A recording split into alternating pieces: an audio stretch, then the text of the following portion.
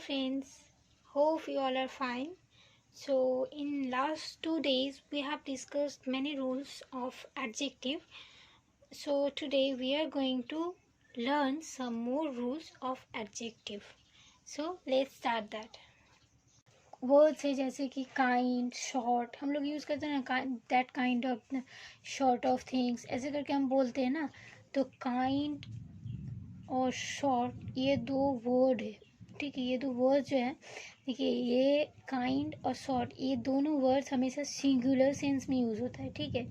तो जब हम किसी भी बात में अगर हम काइंड और शॉर्ट ये सब वर्ड्स यूज़ करें तो वहाँ पर हम इसको सिंगुलर में लिखेंगे और इसको हम देंगे, इसके पहले हम देंगे दिस या फिर हम देंगे दैट, ठीक है।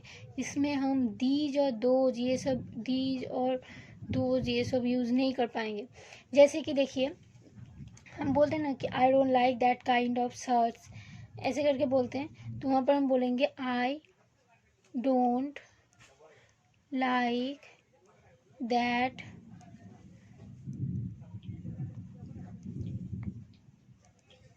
काइंड ऑफ शर्ट्स, ठीक है। ऐसे अगर हम लिखें, देखिए यहाँ पर काइंड दिए हैं तो इसके लिए हम यहाँ पर यूज़ किए हैं दैट।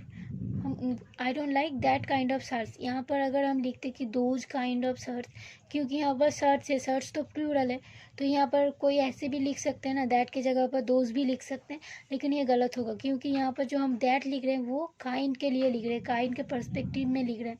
हम शर्ट्स के लिए यहाँ पर दैट और दोज यूज़ नहीं कर रहे हैं।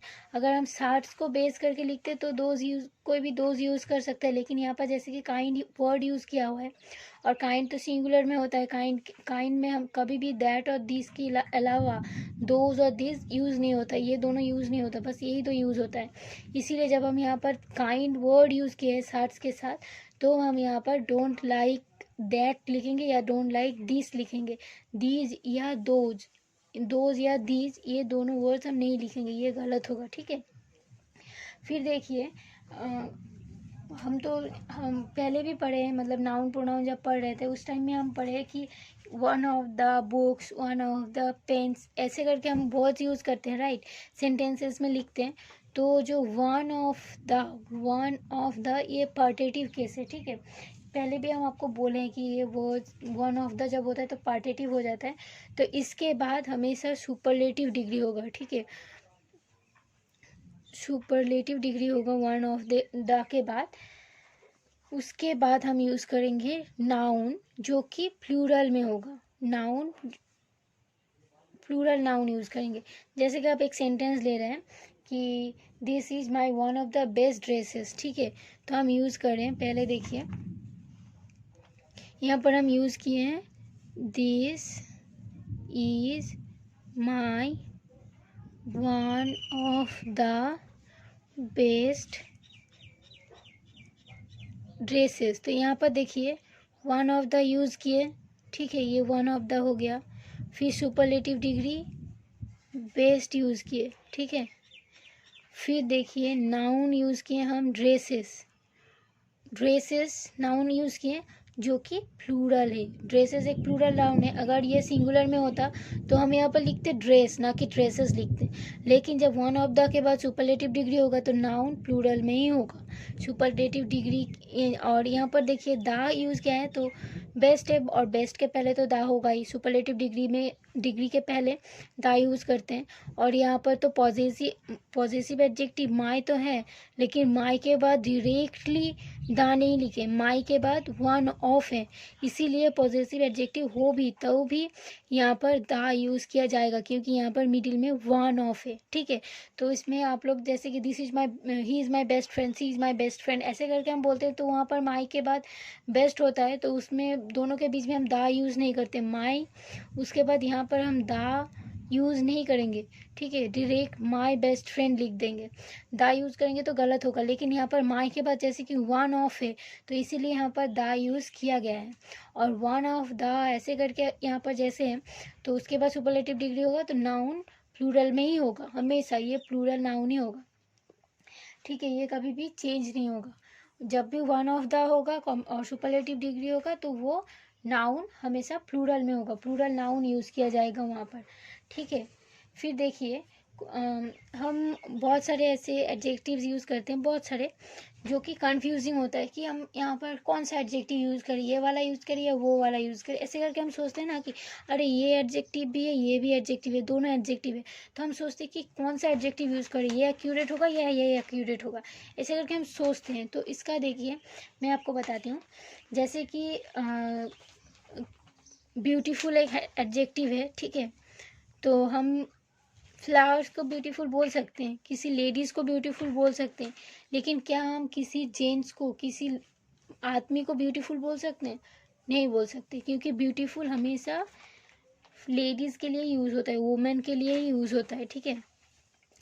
और हैंडसम जैसे एक है वर्ड, तो जब हम मेल के लिए बोलेंगे तब हम यूज़ करेंगे हैंडसम। हैंडसम ये वर्ड हम मेल के लिए यूज़ कर सकते हैं, लेकिन ब्यूटीफुल वर्ड हम फीमेल के लिए यूज़ करते हैं। और फिर देखिए लेस, फ्यूअर, लीस्ट, लास्ट, ये सब वर्ड्स भी यूज़ होता है। तो इन सब वर्ड्स में डिफरेंस क्या है देखिए। लेस एक वर्ड है, ठीक है, तो लेस क्या रेफर करता है? क्वांटिटी को, कि कुछ क्वांटिटी का कुछ भी है, कोई थिंग्स है, तो उसका वो कम क्वांटिटी हो ऐसे करके, तो नाम क्वांटिटी जब होता है कि इतना दिया मुझे, इतना सारा दे दिया, इतना कम दिया, ऐसे करके हम जब बोलते हैं तो उसमें लेस बोलते हैं, लेकिन ये क्वांटिटी के टाइम में होता है। लेकिन अगर हम ये क्वांटिटी के जगह नंबर बोले कि तब क्या होगा? नंबर अगर हम मतलब नंबर के टाइम में हम बेसिस पे अगर यूज़ करेंगे, तब यहाँ पर लेस नंबर नहीं होगा, तब होगा फ्यूअर। ये वर्ड जो है ये नंबर के लिए यूज़ होता है, तब फ्यूअर होगा, ठीक है। फिर एक वर्ड है लास्ट। लास्ट वर्ड भी है और एक दूसरा है लेटेस्ट। इन दोनों में भी डिफरेंस है। लास्ट मतलब क्या? लास्ट वन, जो फाइनल वन है, जो एकदम फाइनल में जो आंसर आता है, या फाइनल में जो कुछ भी आता है, फाइनल जो रिजल्ट आता है वही होता है लास्ट। लेकिन लेटेस्ट क्या होता है कि अभी तक जितना हुआ उनमें से, मतलब till now, till the present time, अभी तक में से जो लास्ट है, last up to the present time जो है, वही उसको ही हम बोलते हैं लेटेस्ट। तो ये होता है कि last up to the present, ऐसा जब होता है तब उसको हम बोलते हैं लेटेस्ट, ठीक है। फिर देखिए वर्ड्स हम यूज़ करते हैं ओल्डर और एल्डर, ये दो वर्ड्स भी यूज़ करते हैं। तो ओल्डर कब यूज़ होता है और एल्डर कब होता है? सब एल्डर मतलब कि ये भी बड़ा, एल्डर मतलब भी सीनियर है, आपसे बड़ा है, और ओल्डर मतलब भी आपसे बड़ा है, उम्र में बड़ा है, दोनों ही सेम मीनिंग है, लेकिन दोनों का यूटिलाइजेशन सेम नहीं है। जैसे कि अगर हम किसी पर्सन के बारे में या किसी थिंग्स के बारे में बोलें, तो देखिए एल्डर वर्ड हम यूज़ करेंगे सिर्फ पर्सन के बेसिस में, ठीक है। He is elder than her, he is elder than him, ऐसे करके हम बोलेंगे। लेकिन ओल्डर जब हम बोलेंगे तो यहाँ पर सिर्फ पर्सन नहीं, वो हम थिंग्स के लिए भी यूज़ कर सकते हैं। पर्सन और थिंग्स दोनों के लिए ही ओल्डर यूज़ करते हैं, लेकिन हम जब एल्डर यूज़ करते हैं वो सिर्फ पर्सन के लिए ही यूज़ होता है। पर्सन्स ओनली यूज़ होता है, पर्सन्स के लिए ही सिर्फ एल्डर यूज़ किया जाता है। फिर देखिए दो वर्ड है लिटिल, ए लिटिल, ठीक है। एक वर्ड है लिटिल, दूसरा है अ लिटिल। ये दोनों वर्ड है, दोनों में डिफरेंस है।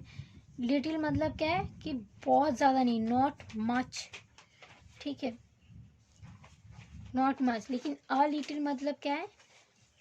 अ लिटिल मतलब है कि एटलीस्ट सम, थोड़ा बहुत, मतलब एटलीस्ट सम जब कहा जाता है किसी चीज़ के बारे में, हम बोलते हैं एटलीस्ट थोड़ा तो दे दो, ऐसे करके हम बोलते हैं एटलीस्ट थोड़ा सा तो है, एटलीस्ट थोड़ा सा मेरे पास है, ऐसे करके हम बोलते हैं ना, तब ये लिटिल वर्ड हम यूज़ करते हैं।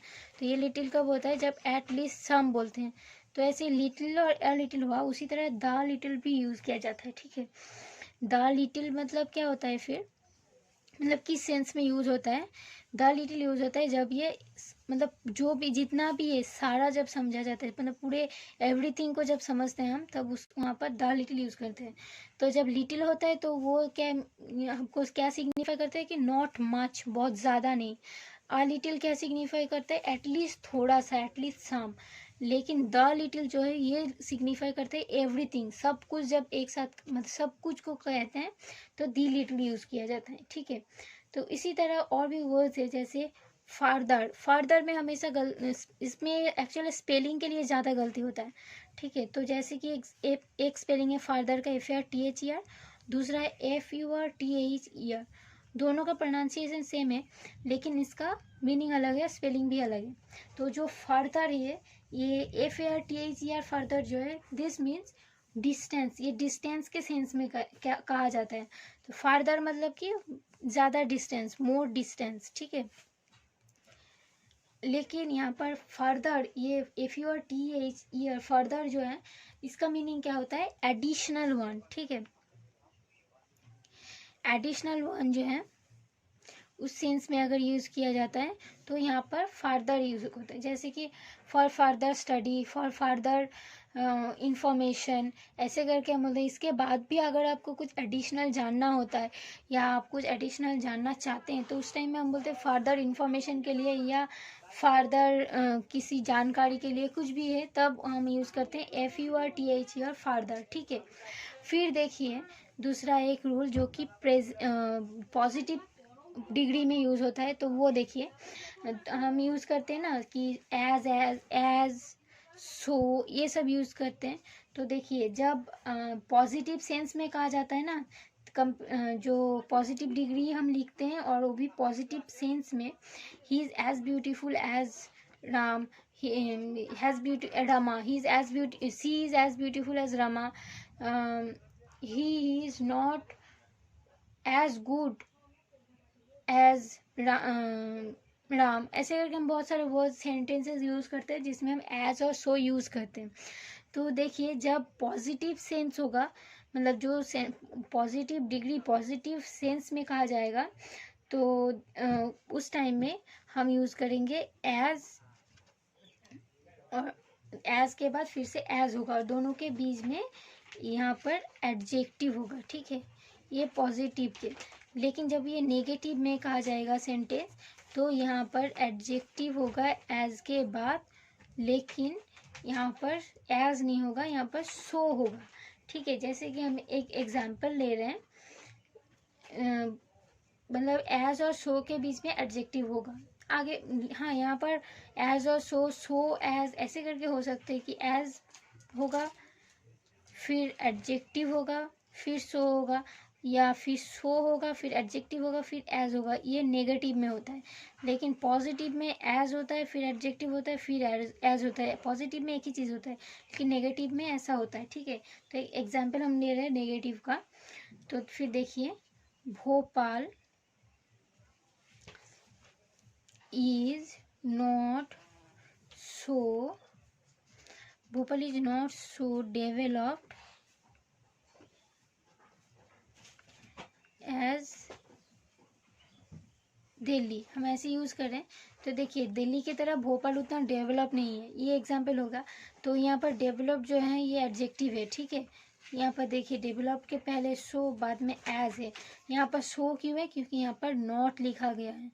यहाँ पर अगर दोनों सेम होता, Bhopal is as developed as Delhi होता, तब दोनों में ही एज होता, क्योंकि यहाँ पर नॉट नहीं रहता। यहाँ पर नॉट दिया गया है, ये नेगेटिव हो गया है, इसीलिए यहाँ पर सो यूज़ किया गया है, ठीक है। तो वैसे ही अगर हम इसका दूसरा एक एग्जांपल ले रहे हैं, she is as beautiful as Ramona, ठीक है। She is as beautiful as Ramona, ये सेंटेंस हम यूज़ किए। देखिए यहाँ पर ब्यूटीफुल एक एडजेक्टिव यूज़ किया है और दोनों के बीच में ये मतलब दोनों के साइड, ब्यूटीफुल के साइड में दो एज यूज़ किए हैं क्योंकि ये पॉजिटिव सेंस में है। लेकिन यहाँ पर अगर नेगेटिव होता तो she is not so beautiful as Ramona होता, या फिर Ramona is not so beautiful as her होता, ऐसे करके होता, राइट। तो यहाँ पर हम सीख लिया अभी तक कि जब हम लोग काइंड, सॉर्ट इस टाइप के वर्ड्स यूज़ करते हैं तो वहाँ पर हम दिस और दैट लिखते हैं, दीज और दोज नहीं लिखते। और जब सुपरलेटिव डिग्री होता है, सुपरलेटिव डिग्री के पहले हमेशा द होता है।